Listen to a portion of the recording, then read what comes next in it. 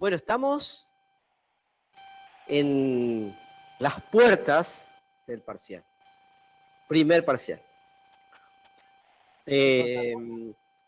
Por ahí hablábamos con Manuel, me decía que es el viernes que viene, viernes 13, día de buena suerte, viernes 13, desde las 12 hasta las 2. ¿Cómo va a ser? Esperen ustedes por el aula virtual, les voy a comunicar, porque los vamos a dividir en las comisiones. Seguramente en las comisiones de práctica, tal comisión va a ir desde las 12 hasta la 1 y las otras comisiones de la 1 hasta las 2. ¿Sí?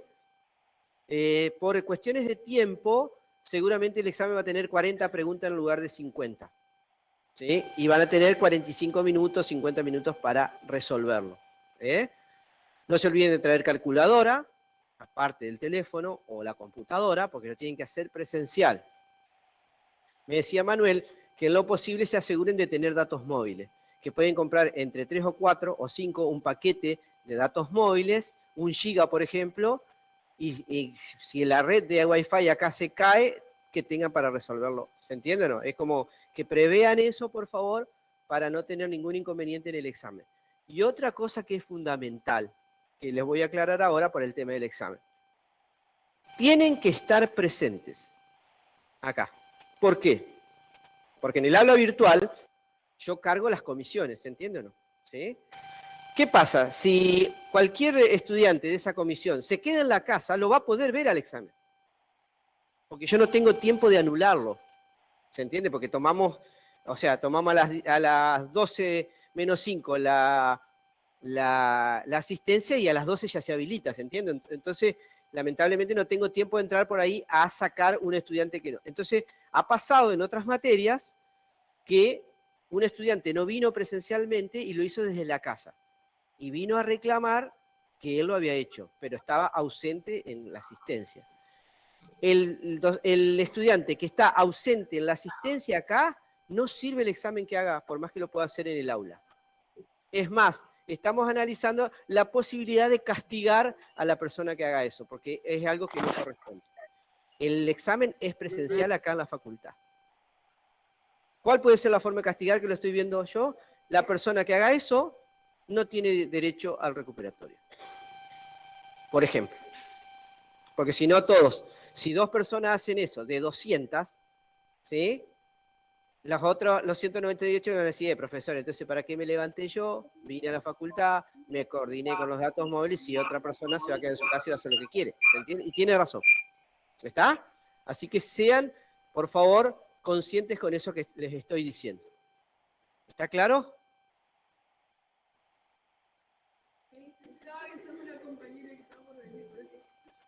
Bueno. Está bien. Bueno. Lo que pretendemos ver hoy son 2 temitas, uno que me quedó colgado del jueves pasado, que es enzimas, que pertenece a proteínas. Las enzimas son proteínas, ¿sí? Y después vamos a ver ácidos nucleicos. Hasta lo que veamos hoy, hasta ácidos nucleicos, entra en el parcial. La semana que viene no hay teoría, por supuesto, porque tienen el parcial el viernes, ¿sí? Lo que sí, las comisiones de María Isabel Peralta y de Roberto Blanco, el lunes van a tener el TP de esto, de lo que veamos hoy. ¿Se entiende o no? ¿Está? Si ustedes quieren, yo no tengo ningún problema, el jueves en este mismo horario podemos hacer una clase de consulta. Si alguien quiere preguntar algo, ¿sí? A lo mejor nos conectamos por Meet, no es necesario que vengan para acá, yo estoy un rato acá conectado y voy contestando alguna pregunta que pueda haber. El que quiere venir acá, bien. ¿Está? Los 200 se vinieron acá y no entraban. No, lleno de preguntas. ¿Tiene preguntas usted para hacer? Me preocupa. ¿A una semana del examen no tiene preguntas? Estamos complicados, profe, para el parcial. ¿Ah, sí? No, van a ver que parece difícil, pero no es fácil. ¿Estamos, Manu? Excelente. Abrime el note para ir señalando arriba. A ver si recuerdo. El lapicito está acá. Ahí está.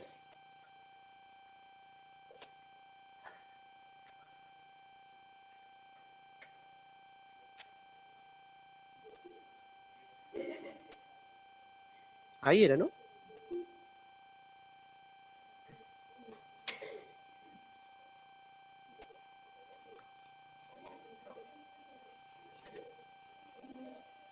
Y ahí podía señalar, ¿no?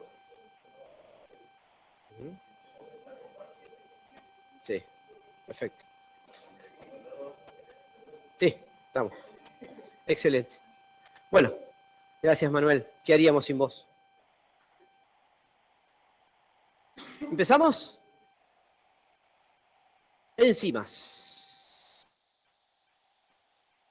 Fíjense la definición que está señalada de enzimas. Primero, vuelvo a recordar que las enzimas son proteínas, ¿sí? Por lo tanto, van a ser cadenas de aminoácidos. Por lo tanto, van a tener estructura primaria, secundaria, terciaria, cuaternaria, ¿sí? Como todas las proteínas, ¿sí? Adelante. Donde a usted le guste. Eso es para derechos, si necesita para zurdos. ¿Hay para zurdos o no? Les decía, entonces, pero ¿por qué son importantes? Le ponemos un poquito más de, le ponemos un poquito más de énfasis a la, ¿cómo era que tenía que ser? A ver si me acuerdo.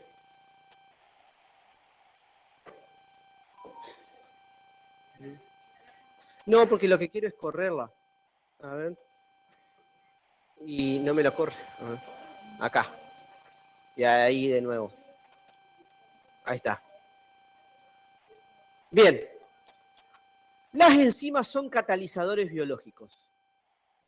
La pregunta que les hago, o que se habrán hecho ustedes, seguramente ya, un viernes viniendo de La Peña, de Quinesio, llegando a su casa, ¿qué significaría que sean catalizadores biológicos? ¿Qué es un catalizador, primero que nada? Que aceleran procesos. Me encantó, vio que puede acelerar una reacción. O sea que aumenta la velocidad de una reacción. La enzima, la función es que hacer que una reacción química sea más rápida y hay algunas que hacen que la reacción sea más lenta. En el caso del organismo, la mayoría es que sean más rápidas, porque el metabolismo, que es lo que vamos a estudiar después, es una sucesión de reacciones químicas que se tiene que dar una reacción para que se produzca la otra y así sucesivamente. Y esas reacciones tienen que ser rapidísimas. ¿Se entiende? Entonces, esa es la función de una enzima. Catalizadores biológicos. Como son proteínas, ¿sí? La acción o la actividad de una enzima depende de varios factores, pero principalmente del pH, que ya vimos lo que es pH, ¿sí? Y de la temperatura. Como son proteínas, o sea, las enzimas sufren ante las mismas causas que dañan una proteína, ¿se entiende o no? ¿Cuáles son? Principalmente el pH y la temperatura. Las enzimas van a tener, cada enzima va a tener una temperatura ideal de trabajo y un pH ideal de trabajo. Fuera de ese pH o de esa acidez y de esa temperatura, la enzima no es que va a dejar de trabajar, sino que va a bajar su eficiencia, ¿sí? Una de las cosas que tienen las enzimas también es que son altamente específicas. ¿Qué querré decir con eso?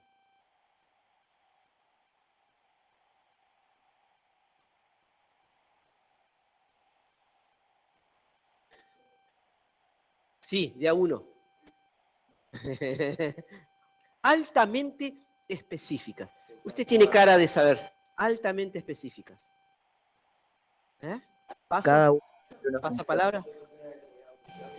Claro, o sea, una enzima hace un trabajo y no hace otro. ¿Se entiende o no? Pero ese trabajo que lo hace perfecto.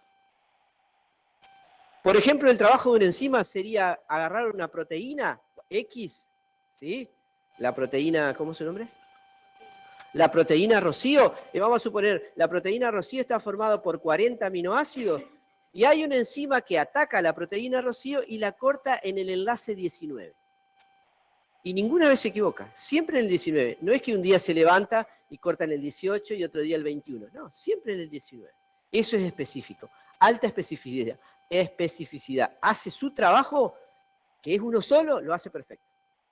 No hay una proteína que haga dos trabajos, ¿se entiende? Como podemos hacer nosotros estar estudiando bioquímica, biofísica, no. ¿Sí?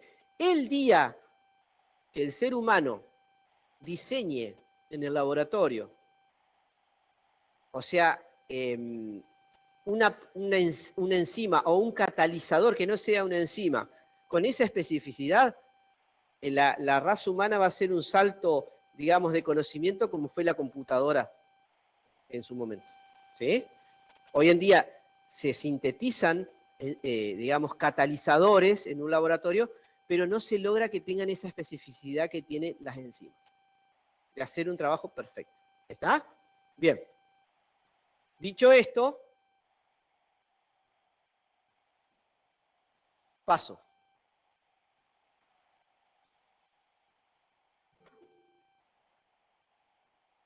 ¿Cuál es la función de una enzima? Me voy directamente a la gráfica.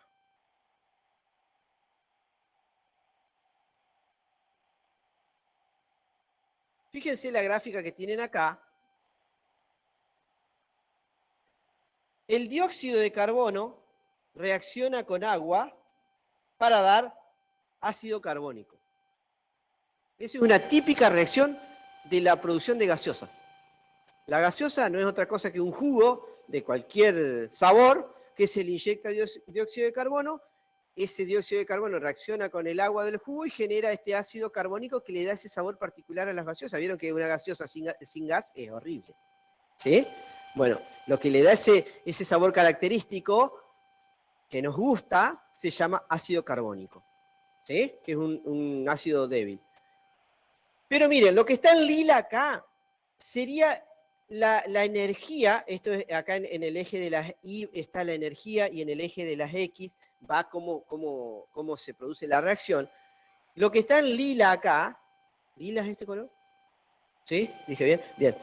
Lo que está en lila es la energía que se necesita para que se produzca la reacción. O sea que estos dos reactivos reaccionan y se transformen en esto. Fíjense que toda reacción química, para que los átomos se unan y formen otro compuesto, necesitan superar como una barrera de energía, como un tapial, hablando mal y pronto. O sea, los reactivos para que se transformen en un producto químico tienen que saltar un tapial de X altura. ¿Se nos haría fácil saltar este tapial acá si fuera del alto de la pared esta? No, muy difícil. ¿Sí? Necesitaríamos mucha energía para poder pasarlo. ¿Qué hace un catalizador? ¿Qué hace una enzima? Baja el tapial. ¿Se entiende? Baja la energía que necesitan los reactivos para pasar a producto, que es lo que está acá señalado con verde. Lo que está señalado acá con verde, esto sería la energía cuando la enzima está actuando, cuando el catalizador está actuando. Fíjense que el valor de la energía con catalizador es por acá, y sin catalizador el valor de la energía es por acá. ¿Se entiende o no? Mucho mayor. ¿Voy claro hasta ahí? ¿Me están entendiendo en casa? Sí, profe. Excelente. O sea que las enzimas son proteínas que actúan como catalizador biológico. ¿Cuál es la tarea del catalizador? Disminuir la energía. Esa energía que está acá se llama energía de activación. Energía de activación. Entonces, fíjense, la energía de activación catalizada es mucho menor, esta flecha es mucho menor, y la energía de activación sin catalizar es mucho mayor. Esa sería la función sencilla de una enzima. ¿Está? Voy a borrar.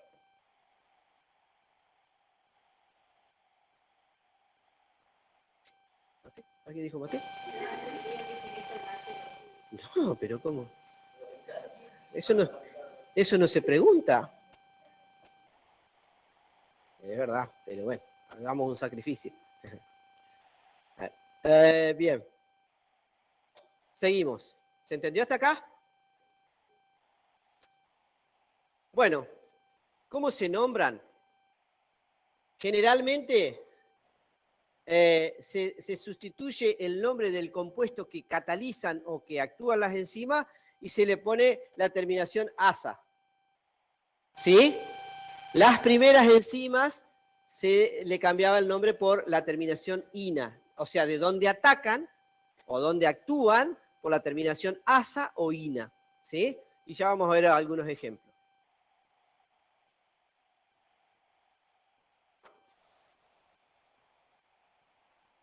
Acá, vamos directamente acá.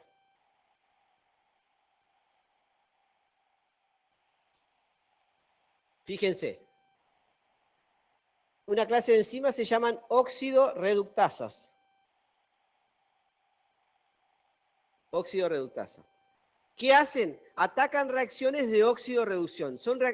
Las reacciones de óxido-reducción son reacciones características donde hay intercambio de electrones en esas reacciones. ¿Dónde hay una reacción de óxido-reducción? Ustedes en este momento están generando una reacción de óxido-reducción. ¿Cuál será? El metabolismo. Sí, el metabolismo, pero mi respuesta apuntaba a algo más sencillo. La respiración. La respiración. Excelente respuesta, Rocío, creo que era, o Florencia, no me acuerdo, no la vi. La respiración. Nosotros, el envejecimiento en realidad es una reacción de oxidación, una reacción redox se llama, de óxido-reducción. Todo lo que tiene contacto con el oxígeno se oxida. ¿Sí? Y nosotros tenemos contacto con el oxígeno. De hecho, vivimos gracias al oxígeno, ¿se entiende? Entonces, el envejecimiento nuestro es el equivalente al óxido que se forma en un metal cuando está en contacto con el oxígeno del aire.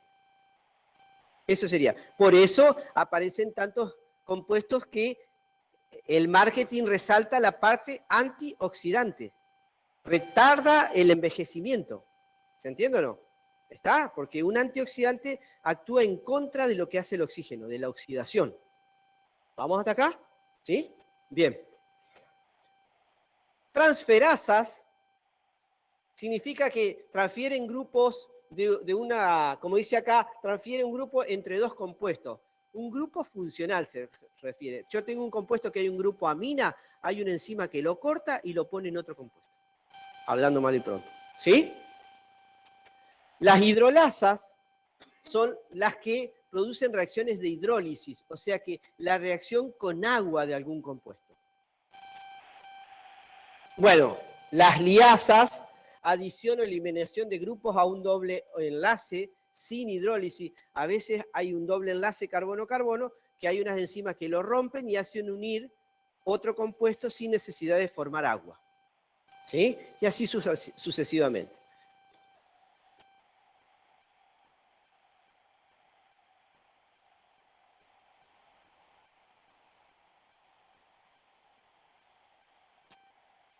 Me voy. Acción enzimática.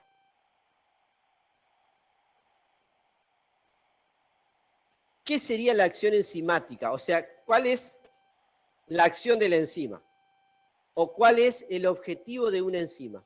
Es unirse a un grupo limitado de moléculas reactivas que se denominan sustrato. O sea, la enzima, que es una proteína, se va a unir a otro compuesto que se llama sustrato, y ahí ese sustrato con la enzima va a reaccionar y se va a transformar en otra cosa. ¿Vamos hasta ahí? O sea, sin la unión del sustrato, o sea, lo que va a cambiar con la enzima, no pasa nada. Él es el sustrato, ¿sí? Yo soy la enzima, mientras él está separado de mí, él sigue en su estado, ¿no? Nos unimos, nos agarramos de la mano, y una vez que estamos unidos, él se transforma en ella, y yo me despego de ella y sigo siendo yo encima. Y ella ya se transformó. O sea, ¿cómo me doy cuenta que algo es una enzima o no? Porque la cantidad de enzima al principio de la reacción es exactamente la misma al final.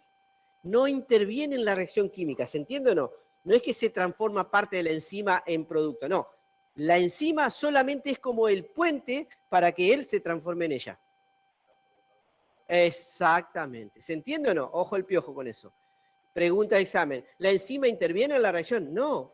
Si interviniera, se transformaría en producto. Y no se transforma en producto. Si yo puse 2 gramos de enzima, al final de la reacción la separo y hay 2 gramos de enzima. ¿Está claro? ¿Sí?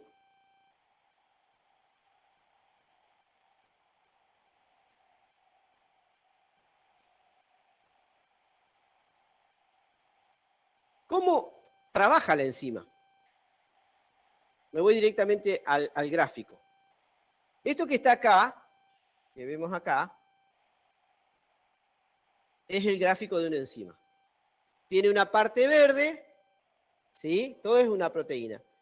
Pero todas las enzimas tienen un lugar, en este caso está señalado con el color rosado, que se llama sitio o centro activo.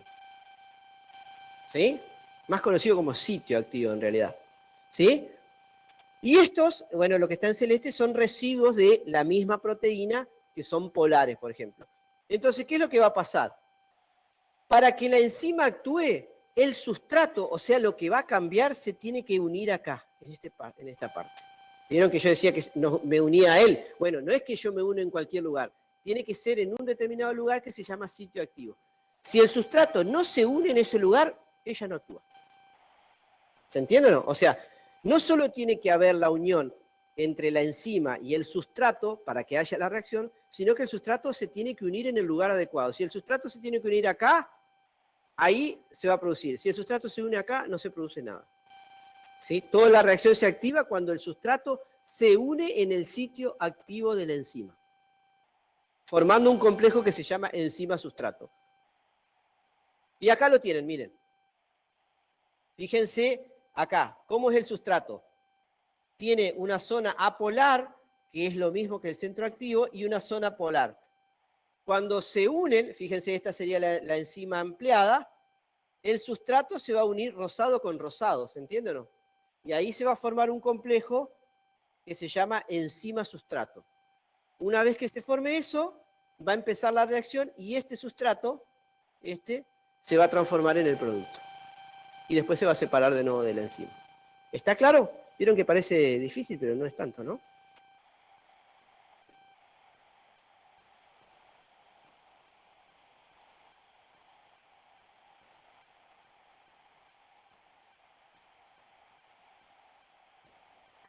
¿Cómo se escriben las reacciones enzimáticas?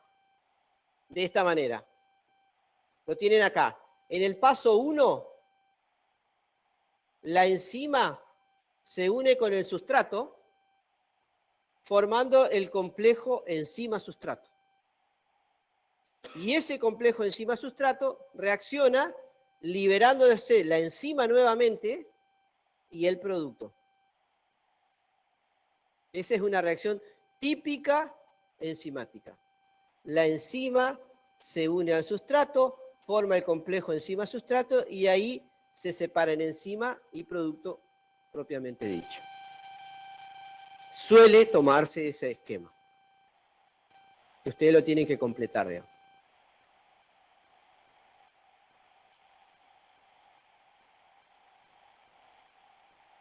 Acá tienen, miren, un ejemplo. La sacarosa, ¿qué era la sacarosa? Muy bien, el azúcar comercial. El azúcar comercial, ¿sí? Bien. Hay una enzima que se llama sacarasa que ataca la sacarosa. Se va a formar el complejo enzima-sustrato sacarasa-sacarosa, va a reaccionar, ¿y qué va a hacer la enzima? La sacarasa se va a separar después y van a aparecer dos productos. O sea, ¿qué es lo que formaba la sacarosa? La glucosa y la fructosa. ¿Se entiende? ¿Está? Bien.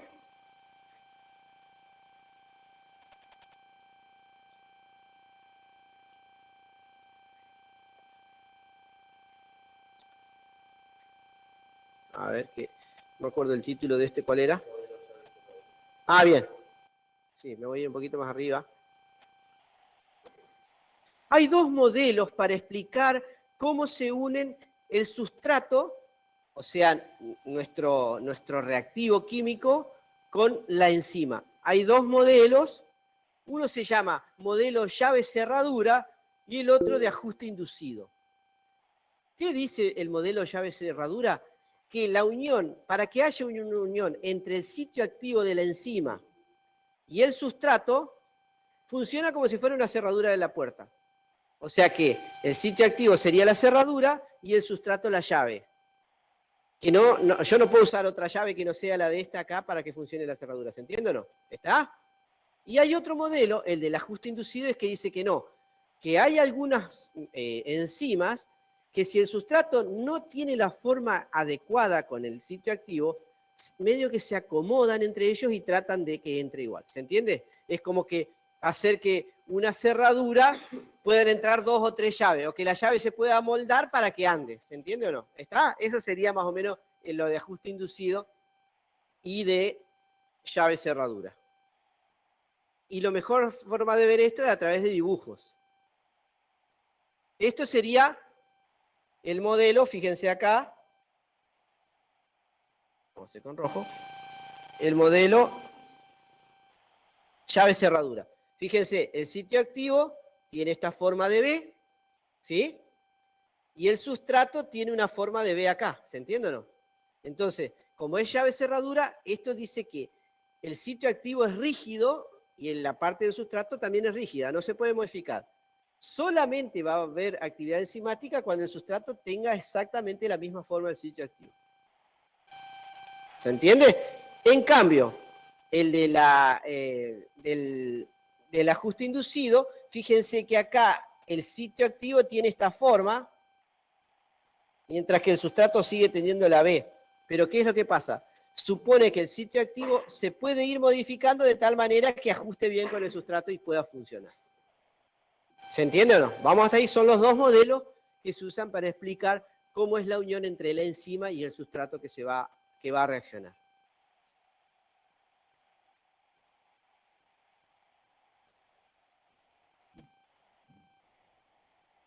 Bueno, y acá, por último, tenemos, digamos, un ejemplo donde no habría reacción. El sitio activo sigue siendo la B, el sustrato es acá un círculo, y fíjense que no, para que haya actividad, tiene que unirse perfectamente, ¿se entiende? Tiene que haber una interconexión perfecta entre el sitio activo y el sustrato. En el tercer caso no lo hay, por eso no hay actividad enzimática ahí.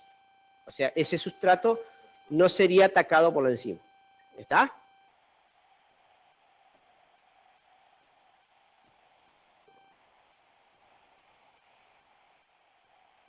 Bueno, les resumo, ¿qué son las isoenzimas? Hay enzimas que de acuerdo, que son la misma enzima, pero que atacan, no atacan, sino que actúan en distintos lugares del organismo. Hay enzimas que pueden estar en el músculo, en el corazón, en el cerebro, se llaman isoenzimas porque tienen el mismo nombre, pero de acuerdo al lugar donde están, cambia alguna letrita de ese nombre, pero la estructura química de la enzima es la misma. Y esas enzimas son las que muchas veces se hacen análisis porque cuando los niveles de esas isoenzimas en determinado lugar están presentes, significa que uno tuvo un infarto, por ejemplo. ¿Sí? Cuando te hacen un análisis bioquímico y te hacen de tal enzima, de tal isoenzima, y que el nivel está elevado, significa que vos tuviste un infarto y no te diste cuenta. O que estás transitando un infarto. ¿Se entiende? Eso serían las isoenzimas. Vuelvo a repetir, ¿qué eran isoenzimas? Son las mismas enzimas que atacan. Exacto, tienen la misma estructura química, pero atacan en distintos lugares. Voy un poquito rápido porque tenemos que ver también. Bueno, ¿a qué se le llama holoenzimas? Son términos bien específicos. Hay muchas enzimas que para actuar necesitan de otro componente. ¿Se entiende? Algunos son proteicos y algunos no proteicos. ¿Sí? Si el componente... A ver, voy acá. Fíjense, si el componente es no proteico, o sea, la enzima está, ¿no? Pero necesita un aliado para que esa enzima se active y después recién se pueda unir al sustrato. ¿Me siguen hasta ahí o no? ¿O los perdí? ¿No? Bueno, si ese componente que necesita la enzima para activarse, para poder trabajar, es un componente no proteico, se llama cofactor. Generalmente son cationes metálicos. Si ese componente que la enzima necesita para actuar es una molécula orgánica, en lugar de llamarse cofactor, se llama coenzima. Vuelvo a repetir. Las enzimas, algunas necesitan como de un arranque, alguien que las arranque para andar. Si lo que les da el arranque es un catión, ¿sí? Se llama cofactor, ese catión. Si lo que le da el arranque es una molécula orgánica, se llama coenzima. ¿Está? Pero la función es la misma.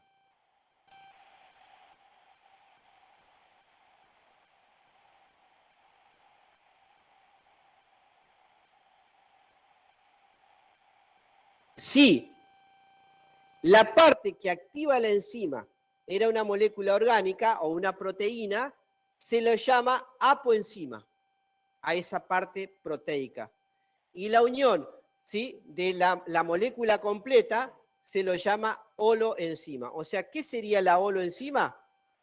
Es una apoenzima, que es una porción proteica, más el cofactor o coenzima. La unión de los dos me da una holoenzima. Vuelvo a repetir. La unión de la apoenzima, o sea, la parte proteica de la enzima, con un cofactor o una coenzima, la unión me da una holoenzima. Y acá tenemos un esquemita bien fácil. Miren, las holoenzimas, ¿qué son? Es la unión de una apoenzima, o sea, una parte proteica, pero que es inactiva, que necesita de un cofactor para activarse. ¿Sí? La apoenzima es una estructura proteica. El cofactor pueden ser de dos tipos: ion inorgánico o una molécula orgánica. Si la molécula es orgánica, se la llama coenzima. Y hay una unión no covalente entre la coenzima y la parte apoenzima. Los perdí con tantas enzimas, ¿no? Bien. Me di cuenta en las caritas. Vuelvo a repetir. Los cofactores pueden ser de dos tipos: un ion inorgánico o una molécula orgánica. Ahora, hay dos tipos de moléculas orgánicas, ¿sí? A unas que se les llama coenzimas, que forman una unión no covalente con la apo, porque la unión de la apo más el cofactor me da la holoenzima. ¿Sí? ¿Vamos hasta ahí? Pero si la unión es covalente, en lugar de ser no covalente, no se la llama coenzima, se la llama grupo prostético. O sea, cuando un grupo prostético se une a una apoenzima, no se separan más, porque forman entre ellas una unión covalente que es recontra fuerte e imposible de romper. O no imposible, muy difícil de romper. Ahora, si una coenzima se une a la apoenzima, forma una unión débil. O sea, actúa un ratito y después se separan y deja de nuevo de actuar la apoenzima. ¿Se entendió? ¿Seguros? Avísenle a sus caras.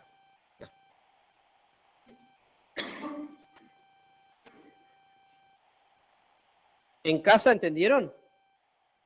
¿Están en casa? Más o menos. Más o menos no. Y ahí vamos, profe. Vamos a tener que volver a mirar después. Exacto, sí. Estos son términos que hay que volver a reverlos, no se los niego. Con paciencia lo vuelven a leer.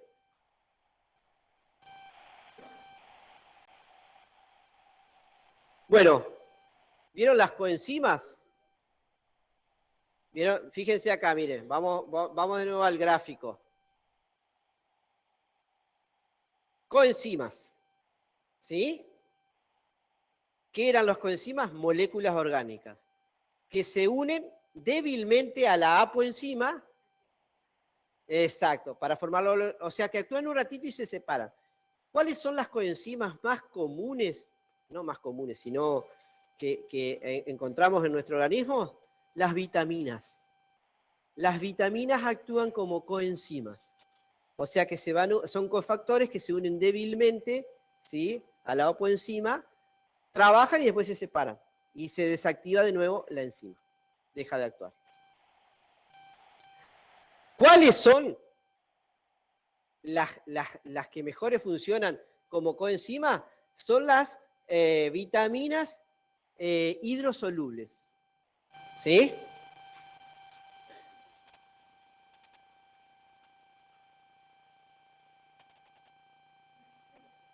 Las hidrosolubles, porque fíjense, las liposolubles, que son la vitamina A, ¿qué sería liposolubles? ¿Qué indica la palabra liposoluble? Soluble en grasa. Solubles en grasas. Hidrosolubles, solubles en agua. Hidro viene de agua, lipo viene de lípidos, grasas, ¿sí? Las vitaminas liposolubles, que son la A, la D, la E y la K, no actúan como coenzimas. Solamente las hidrosolubles.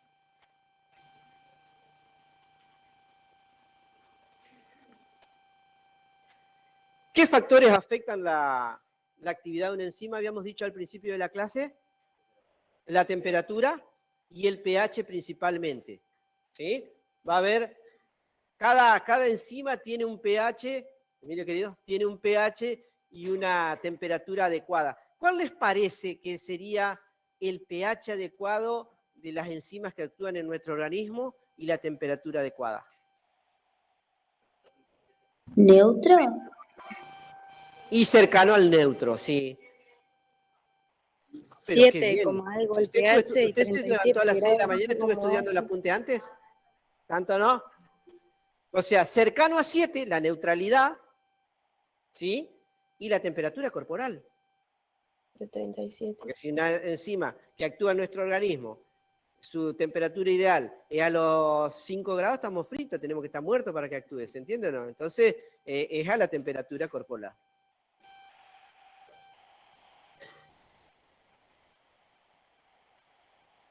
No solo eso, bueno, acá fíjense, me voy directo a los gráficos. A mí me gusta trabajar mucho con los gráficos porque en el gráfico se resume todo lo que dice en texto arriba, en el gráfico está resumido. Fíjense acá, a ver si puedo ir señalando. Miren, velocidad de la reacción en las Y, temperatura en las X. Miren, ¿cuál sería la temperatura ideal de acción de esta enzima? Esta acá, 37 grados más o menos, ¿sí? ¿Por qué? Porque la curva hace como una montaña, ¿se entiende?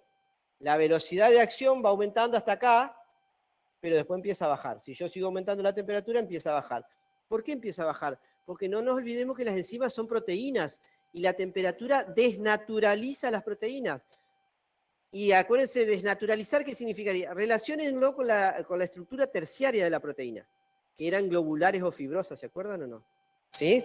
Bueno, la temperatura hace que se rompan. Si estaban globulares, o sea, formando un ovillo de lana, de proteína, la temperatura va a hacer que ese ovillo se rompa y ya deje de cumplir su función. ¿Se entiende o no? Está bueno esto, ¿no? ¿Están emocionados? ¿Sí? Bien. Lo mismo pasa con el pH. Va a haber un pH óptimo de trabajo, donde el valor, digamos, la velocidad de la reacción va a ser máxima, y de ahí para acá va a bajar. A un pH menor o un pH mayor. Porque también el pH desnaturaliza las proteínas. ¿Ahí está? Está todo relacionado.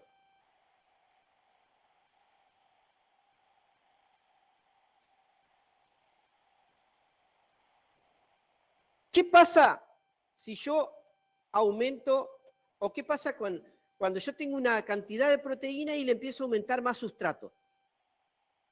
¿Qué va a pasar con la velocidad de esa reacción? Pasa lo que dice esta gráfica.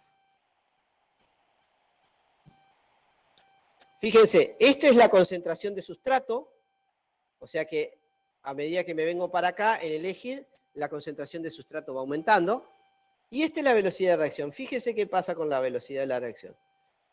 Si yo voy aumentando la cantidad de sustrato y la cantidad de enzima es la misma, mientras haya sitio activo, la enzima va a actuar. Entonces, la velocidad de reacción empieza a aumentar.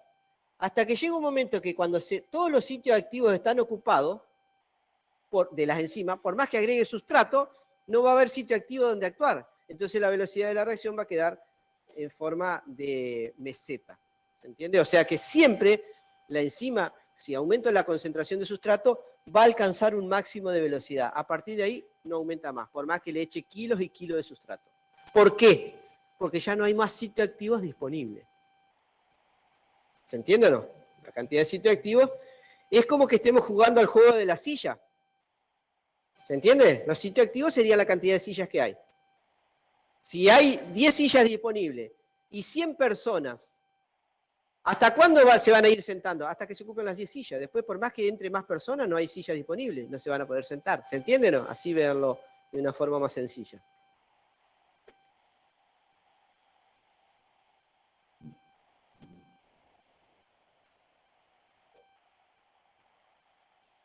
Y vamos a hablar un poquito de la inhibición enzimática.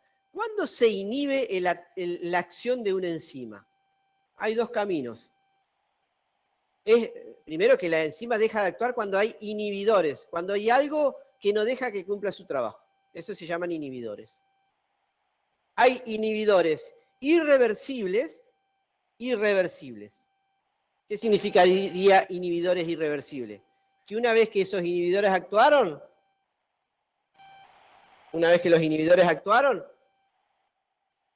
esa inhibición es permanente. La enzima no puede volver a trabajar de por vida. Hay una unión irreversible de enlaces covalentes. Vieron que hoy poníamos que cuando hay enlace covalente entre la enzima y el cofactor, sonábamos, ¿sí? No se separaban más. Bueno, hay moléculas que cuando se unen a la enzima son un inhibidor que le cambian, por ejemplo, la estructura en el espacio, ¿sí? Y ahí ya la enzima deja de actuar. Y como se unió de forma covalente, ya es imposible que se separe. O sea, esa enzima la perdí. Bueno, modificaciones químicas, la enzima modificada está siempre inhibida. O sea, a veces en un laboratorio hay una enzima que actúa y hay una reacción que yo no quiero que la produzca, entonces a propósito le agrego un inhibidor irreversible para que esa enzima no trabaje y no me cause un problema. Y las reversibles, la unión del inhibidor y la enzima es reversible, o sea, son uniones débiles. Al quitar el inhibidor del medio, se recupera la actividad. Y estas reversibles son de tres tipos: competitivas, no competitivas y acompetitivas. O sea, las inhibiciones reversibles pueden ser de tres tipos: competitivas, no competitivas y acompetitivas.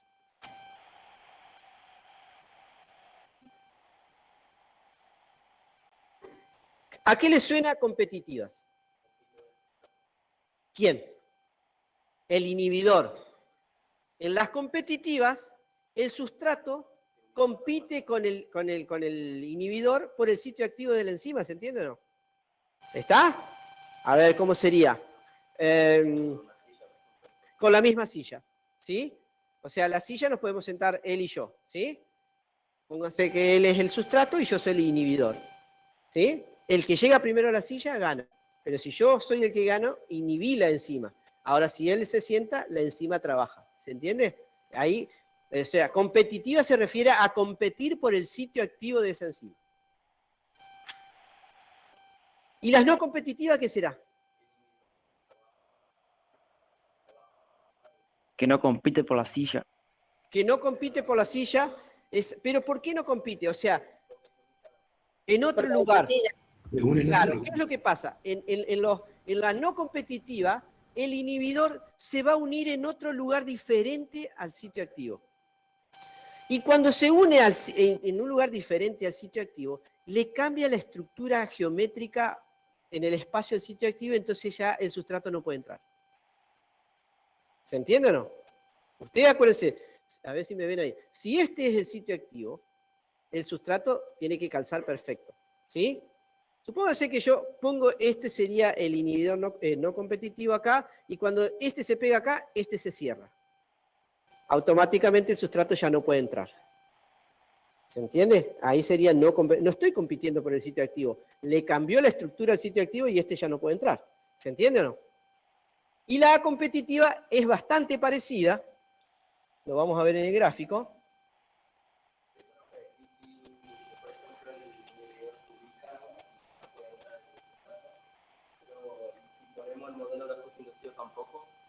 Tampoco.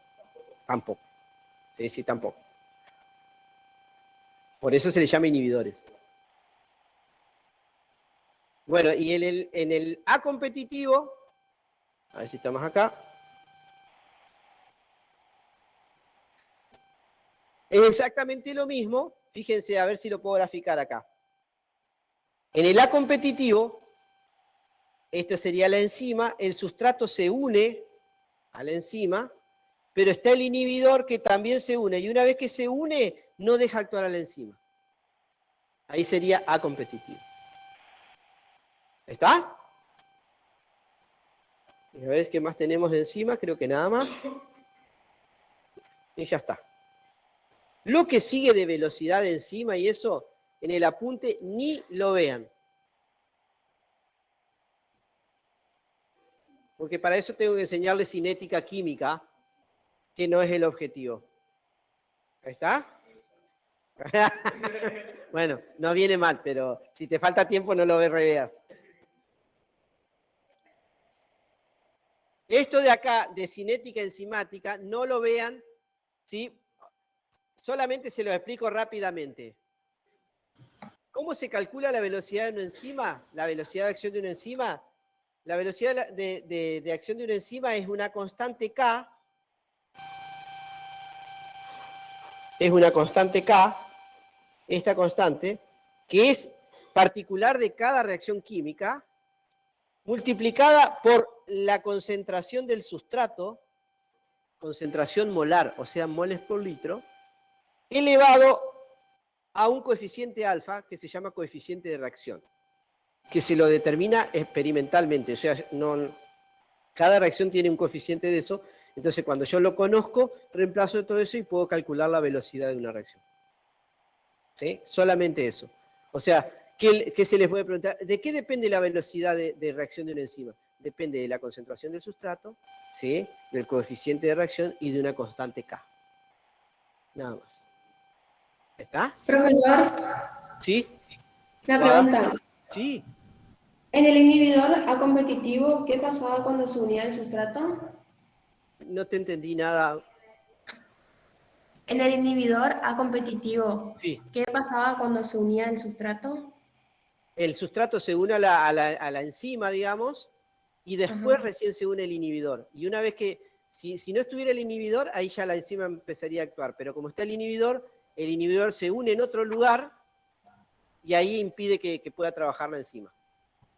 Es como que la bloqueo, ¿no? Exactamente. Bueno, gracias. De nada. ¿Preguntas?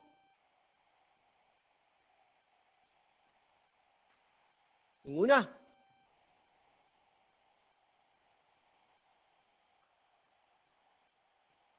Y vamos al tema que nos convoca y que tan desesperados estaban. Pero qué aplicados que son.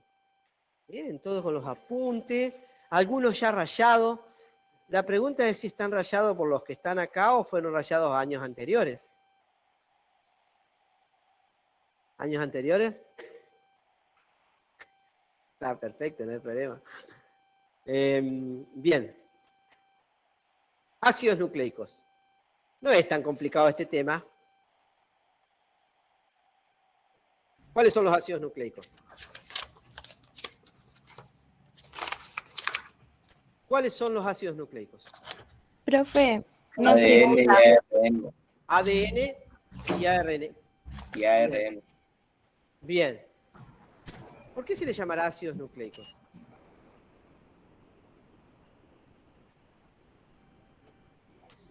Porque están compuestos En el por además núcleo. de trifosfatos. Porque se los encontró por primera vez en el núcleo celular. Por eso se los llama ácidos nucleicos. Pero hay otros ácidos que son no nucleicos. Ojo al piojo. ¿Cuál es, por ejemplo? El ATP. El ATP tiene una estructura muy parecida al ADN y el ARN, pero no está en el núcleo. ¿Sí? Se llama ácidos no nucleicos.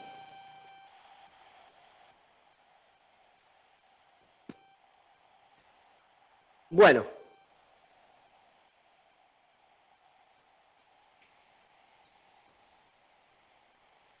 Los ácidos nucleicos son polímeros o cadenas de nucleótidos.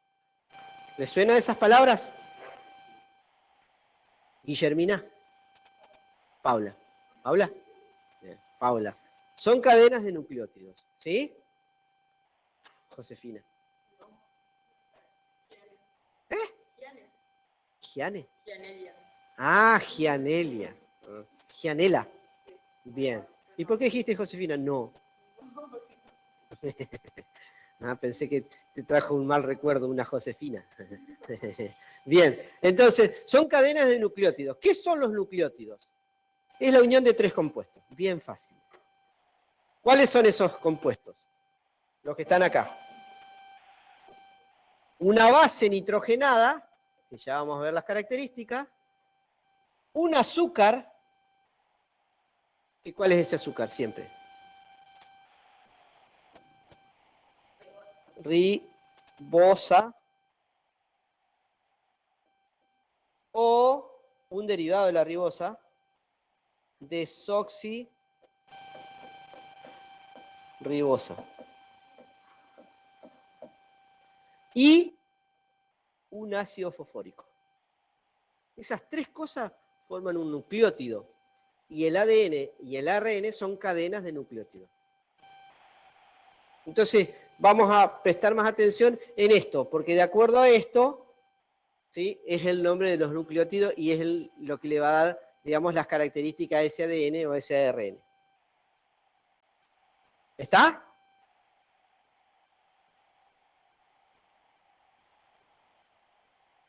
Me adelanto un poquito. Cuando tengo la base nitrogenada y el azúcar, pero no tengo esto, ay, lo borré en lugar de tacharlo, pero no tengo esto,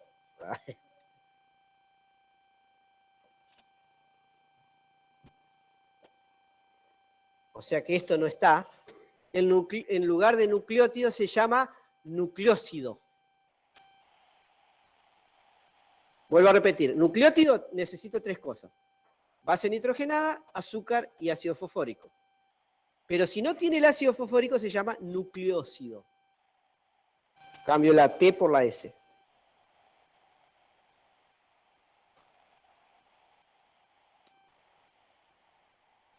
¿Cómo son las bases nitrogenadas? Pueden ser de 2 tipos.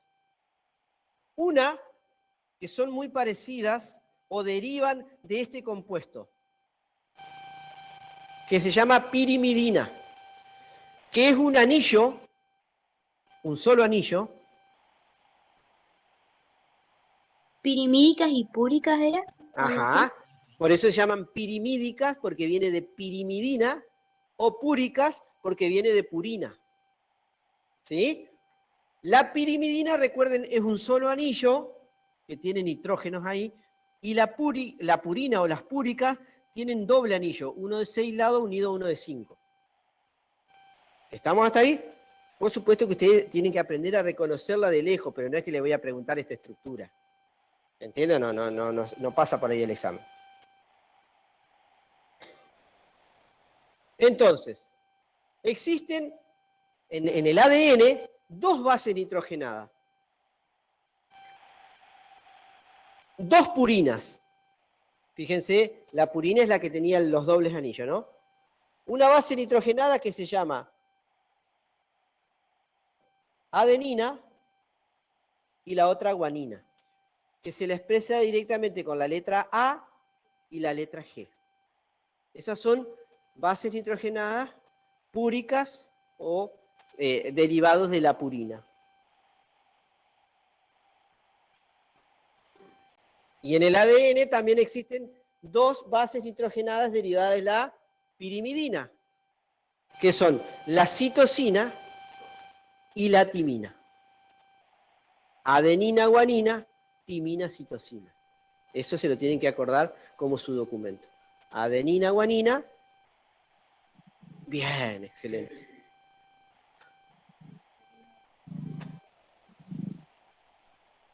¿Y si no? ¿Y? ¿Citosina ahí? Uracilo. El uracilo está en el ARN, no en el ADN. Y timina. Ah, perdón. Está en el ADN, tenemos adenina, guanina, citosina, timina. Y ahí ya ustedes nombraron, me adelanto, que en el ARN una de las diferencias no solo es el azúcar, sino que es una de las bases nitrogenadas. En lugar de timina aparece el uracilo. ¿Está? Ya, como para ir cerrando el concepto.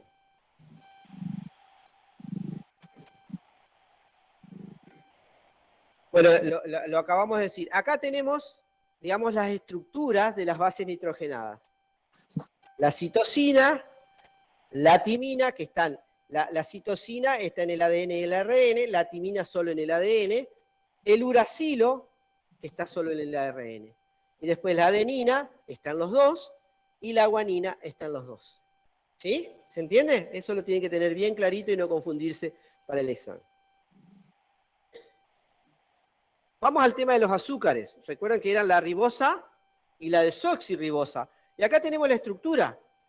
La ribosa está ¿en dónde? En el ARN, porque la R de ARN es por la ribosa.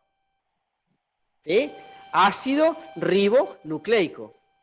Y la D del ADN es ácido desoxirribonucleico. ¿Y por qué se llamará desoxi? Fíjense la diferencia. La diferencia está acá. Acá. En la ribosa tengo un hidrógeno y un oxidrilo. Y en la desoxirribosa, en el mismo carbón que no tengo, el oxígeno que estaba acá. Desoxi es sin oxígeno. Es un derivado, digamos, de la ribosa. ¿Sí? Por eso es la gran diferencia que hay entre los dos. ¿Está?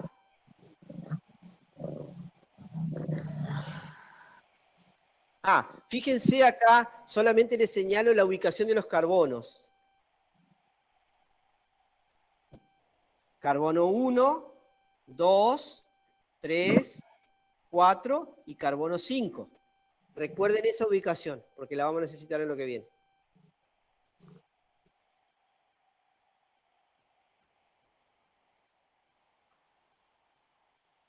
¿En casa estamos bien? Sí, profe. Ahí vamos, profe. Sí, ponele. Bueno, a ver, su nombre. Alejo, ¿cuánto? Fiscarelli. ¿De dónde sos, Alejo? De Paraná. Decime un número Ese del no número es de esa 200. comisión. El 11. El 11 es... Angelina Reynoso, ¿estás? Sí, estoy. Justo decime uno entre el 100 y el 150. El 57. A ver si la Guille está despierta. El 60. Pito despierta. El 60 es Valentín Jiménez. Te la ve. Cric, cric. Cric, Nah, cric. Valencho. ¿Cómo miente la? ¿Se acuerdan? La semana pasada hice 2 intentos y a una dormía. Estaba así, ¿viste? Pero hoy está despierta, profe. Perdón. Bueno, fíjense cómo se van formando los nucleósidos. ¿Qué eran los nucleósidos? ¿Quién me lo dice? ¿La unión entre qué y qué?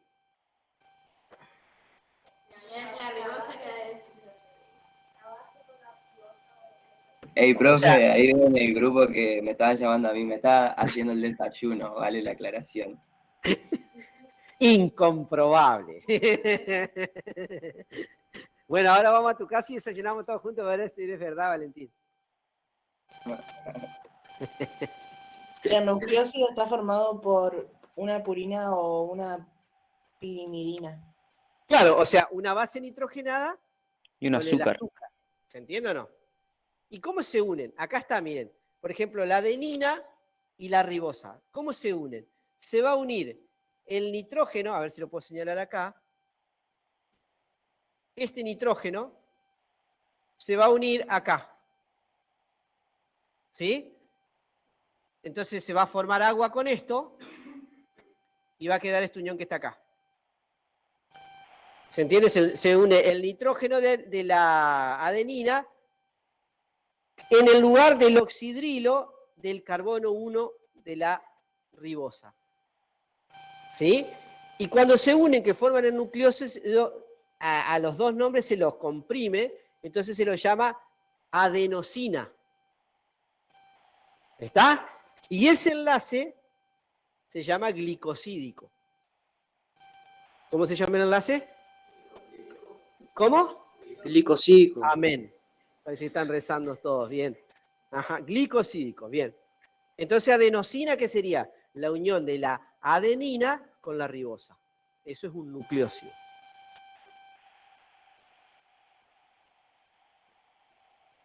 Perdón. Y acá tenemos otro, miren. ¿Cómo se nombra? Por supuesto que esto no lo voy a tomar, pero se los menciono nada más. Adenosina 5 monofosfato. ¿Sí? Esa sería la que vimos recién. Guanosina. ¿Qué sería la guanosina? La guanina con la ribosa. ¿Se entiende o no? Y así sucesivamente. Uy, ¿por qué aprieto esto y se...? Acá hay una tablita que está buena, a ver que cargue. Nomenclatura de los nucleósidos, creo que acá es. Oh, ¿por qué no me carga las tablas? Bueno, ustedes en su apunte lo van a poder ver. No me está cargando las tablas. Profe, Sí. le consulto, ¿cuándo nos va a habilitar ese archivo? Ah, ¿no está habilitado? Ah, no, perdónenme, pero mala mía. Me olvidé de hacer Si desaprobamos es culpa tuya. Ah, mal ahí, profe. Yo creo que tenés que parar con las indirectas, ser un poco más directa para entendernos. No, personal. Perdón. No, Fue con no, agresión a mí no me eso. gusta que den vuelta para hablar. O sea, díganme las cosas como son. Estamos alterados, profe. Bien, vamos a ver ahora. Ahora se los habilito. Llego a casa, cocino, lavo la ropa, plancho y después se los habilito. ¿Sí? Claro, se los habilito. Bueno, vamos a ver cómo se van uniendo los nucleótidos para formar ya sea el ADN o el ARN. ¿Sí? Voy a señalar acá. Fíjense, el azúcar que está acá es el azúcar número 3, el carbono número 3 del azúcar, ¿sí?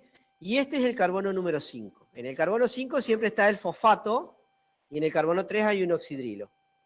Eso sería un nucleótido, ¿sí? Al lado vamos a poner otra base de otro color y otro azúcar que también tiene las mismas características. Entonces, ¿cómo se va a unir? Fíjense. En lugar del oxidrilo, acá, se va a ir, ¿sí? Se va a unir este oxidrilo de acá con el grupo fosfato acá. O sea, esto va a formar una unión acá. ¿Se entiende? Por eso es una unión 3, 5. ¿Y cómo se va contando siempre? ¿Sí? El extremo, donde está el extremo fosfato que empieza la cadena, es el inicio, digamos, ¿sí?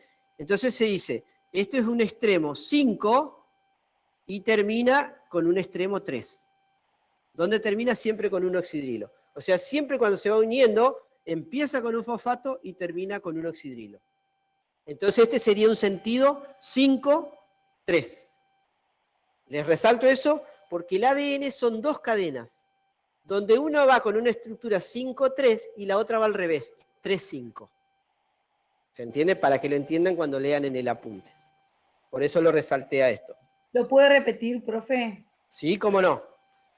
Tienen que tener en cuenta lo siguiente.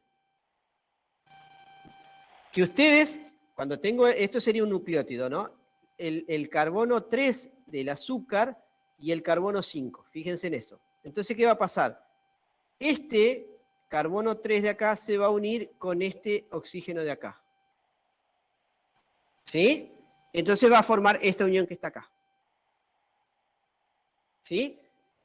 ¿Y cómo se lo nombra? Se lo nombra de tal manera que siempre empieza la cadena con un grupo fosfato. Ese grupo fosfato está unido al carbono 5, por eso se lo llama extremo 5. Y siempre va a terminar la cadena con un oxidrilo, que el oxidrilo está unido a un carbono 3, por eso se lo llama extremo 3. Entonces esta cadena tiene un sentido 5, con un asterisco, 3. En el ADN, como son dos cadenas y son complementarias, La otra cadena va a ir al revés. Va a ir de 5 a 3. Esa sería. Se cortó. No sé, no me diga que se cortó internet. ¿Hola? Hola, hola, hola, hola. Se quedaron mudos todos, ¿no? Hola, hola. Hola. Escucha, profe, se escucha. Hola, Se te profe. escucha, Hola, profe. hola. Ah, ¿Se hola, hola. escucha? ¿Se escucha bien? Se le Sí, debe sí. haber cortado a ella. Ah, perfecto. Sí, profe. ¿Se entendió entonces esto de los extremos 5', 3' y 3', 5'? ¿En casa? Más o menos, bastante. Bueno, continúo.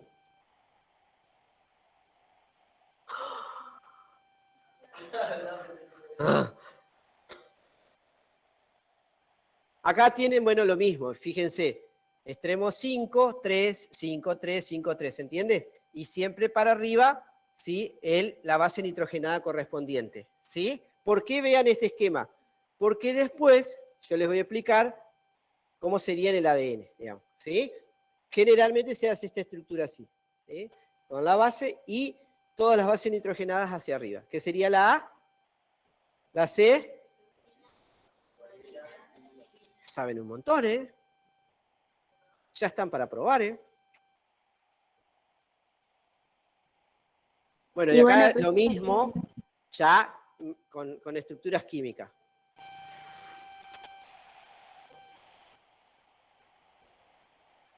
La doble alfa hélice del ADN.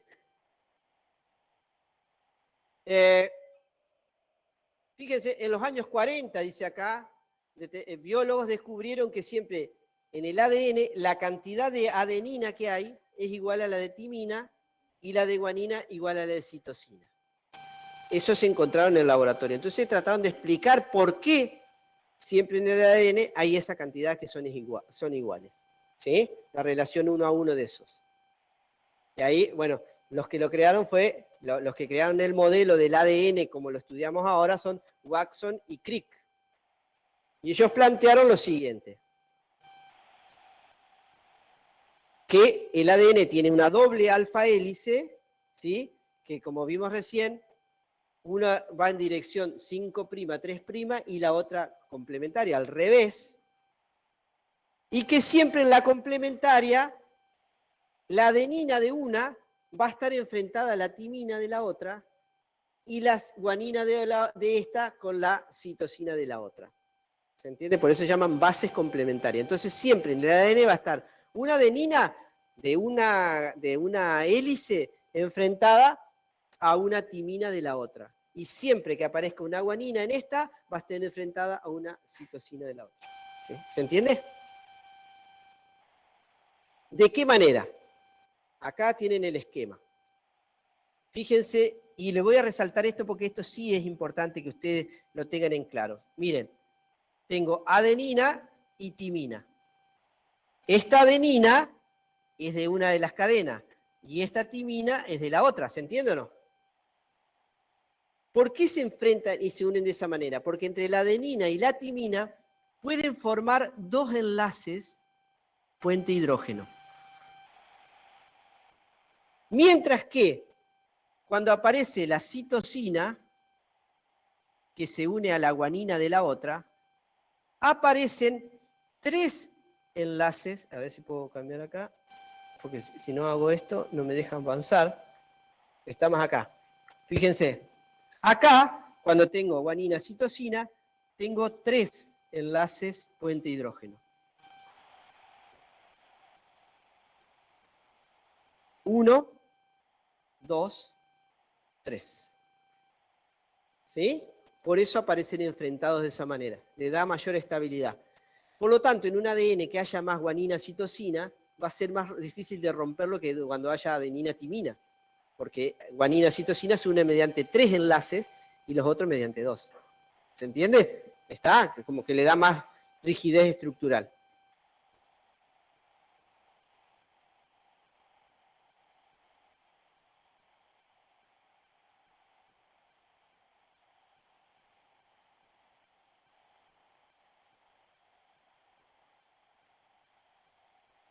Bueno, la replicación del ADN es cómo se forma un nuevo ADN a partir de uno viejo. Se forma uno nuevo. ¿Qué es lo que pasa?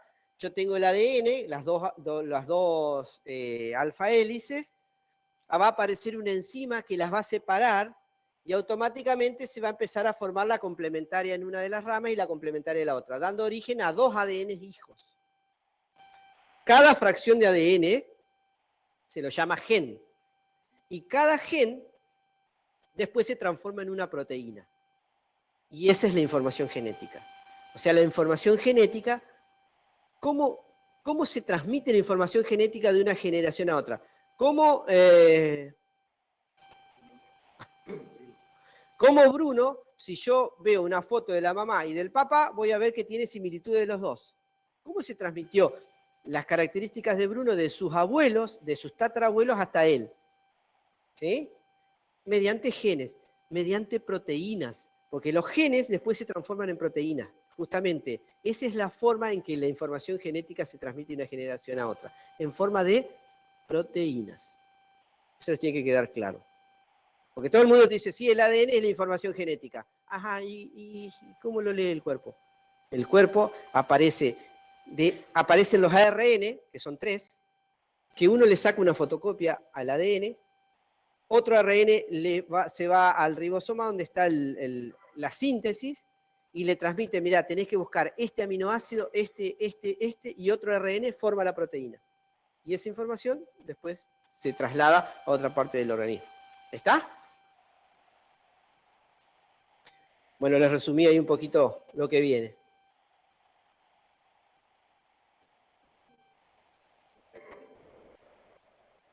Existen entonces, vamos ¿qué diferencias hay entre el ADN y el ARN?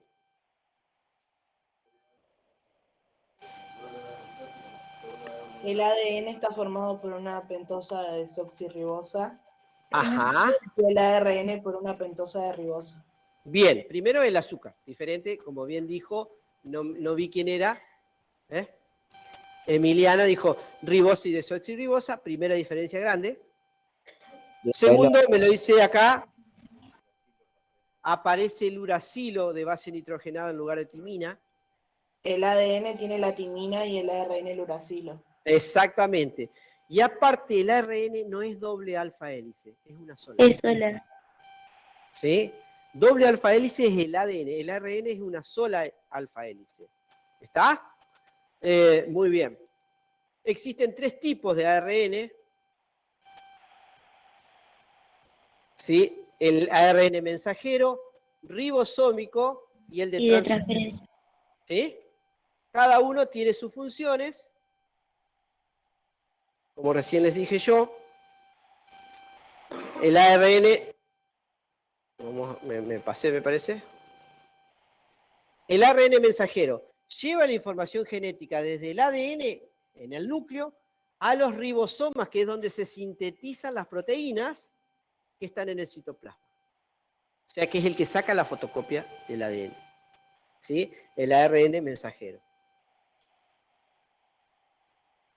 Vamos al de transferencia.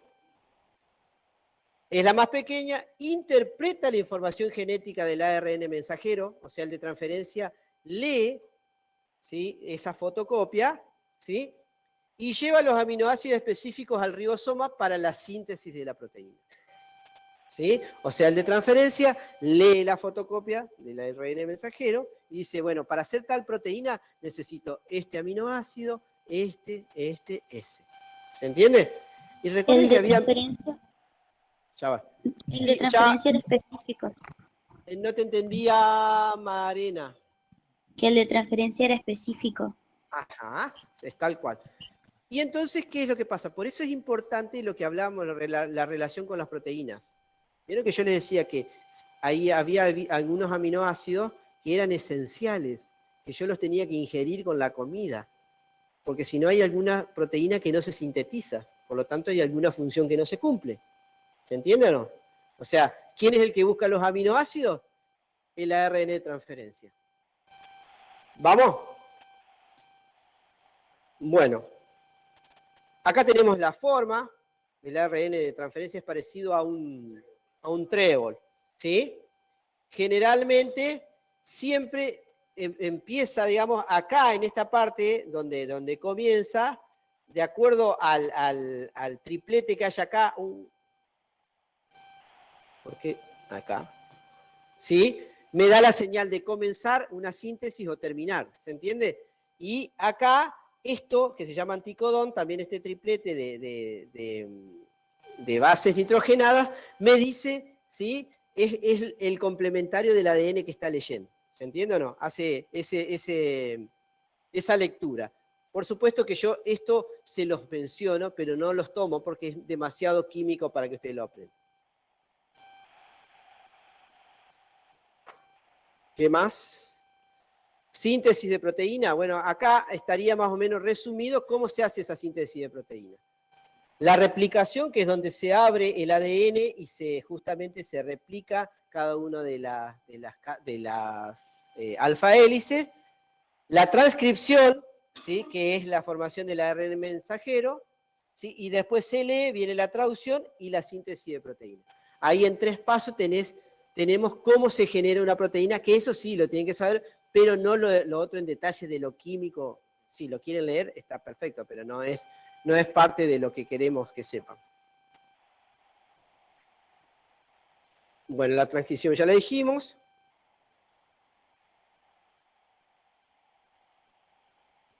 Bueno, y ahí solamente les menciono, ¿qué es el código genético? ¿Sí? Los codones, ¿se acuerdan? Miren, los codones, ¿cuál eran? La parte inferior del ARN de transferencia, miren, el que está acá. Esto. Los codones y anticodones. Estos se llaman anticodones, que se van a unir a un codón. Y ese codón va a tener un determinado aminoácido, miren. ¿Cómo lo lee el organismo? En la síntesis. Perdone que lo pase así, pero... Mire, los codones en el ARN mensajero, traducción, secuencia de aminoácidos. Si tengo 3 uracilos, es fenilalanina. Fenilalanina es ese aminoácido. ¿Se entiende? Cada 3 uracilos, él lo lee como que tiene que buscar una fenilalanina para formar esa proteína, ese aminoácido.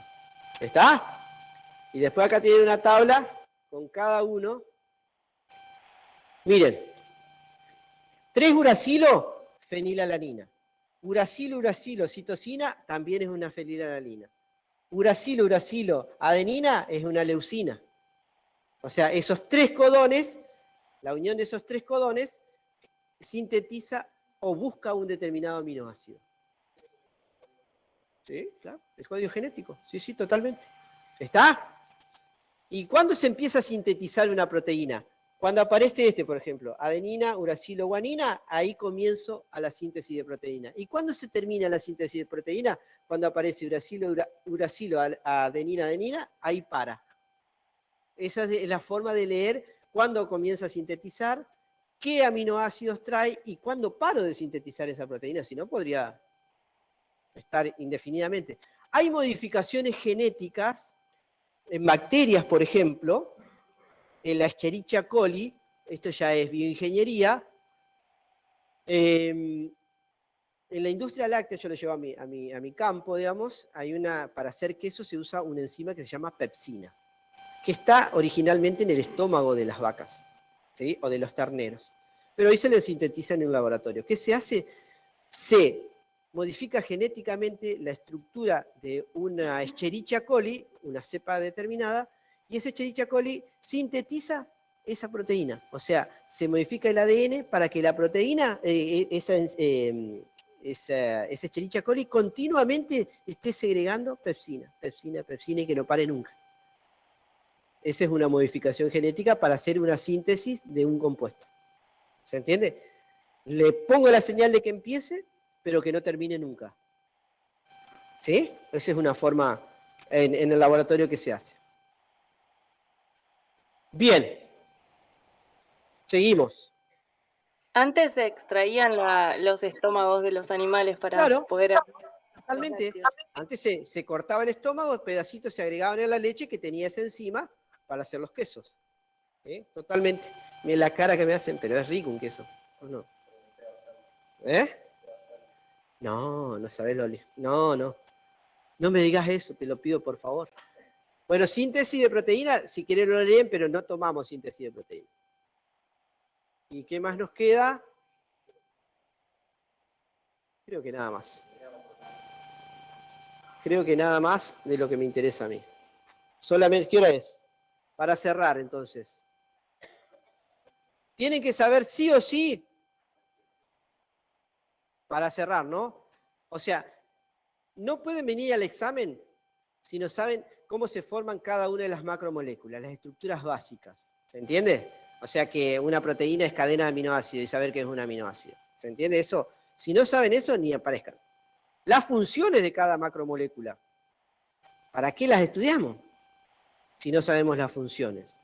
¿Para qué sirve una proteína? ¿Para qué sirve un hidrato de carbono? ¿Para qué sirve un lípido? ¿Se entiende o no? Después, por supuesto, diferencias entre ADN y ARN. ¿Cuántos ARN existen? ¿Está? Toda esa información, yo siempre les digo lo mismo, para todos. A mí me parece que ustedes se tendrían que hacer un esquema. ¿Sí? En una hoja donde ponen proteínas, todas las características. ¿Sí? Al ladito, hidratos de carbono. Entonces van comparando. Che, ¿qué diferencia hay entre una proteína y un hidrato de carbono? ¿Sí? Que los hidratos de carbono, por ejemplo, aparece el grupo aldehído, el grupo cetona y alcohol. En un lípido, la característica de los que más le damos bolilla a nosotros son los acilglicéridos, que sí o sí tiene que haber un ácido graso. ¿Y qué es un ácido graso? Es una cadena de carbono que termina con un grupo de ácido carboxílico. ¿Y qué tipo de ácidos grasos hay? Y dos tipos, los saturados y los insaturados. Saber que cuándo es uno y cuándo es otro. Ese tipo de cosas, ¿se entiende o no? No es que no le voy a tomar estructura, salvo esos 5 que se los pido que lo sepan de memoria, porque puede haber una imagen que la tengan que reconocer, ¿se entiende o no? No es que la van a tener que graficar. Pero reconocer la estructura de la ribosa, la desoxirribosa, la glucosa, la galactosa y la fructosa, lo tienen que saber. ¿Está?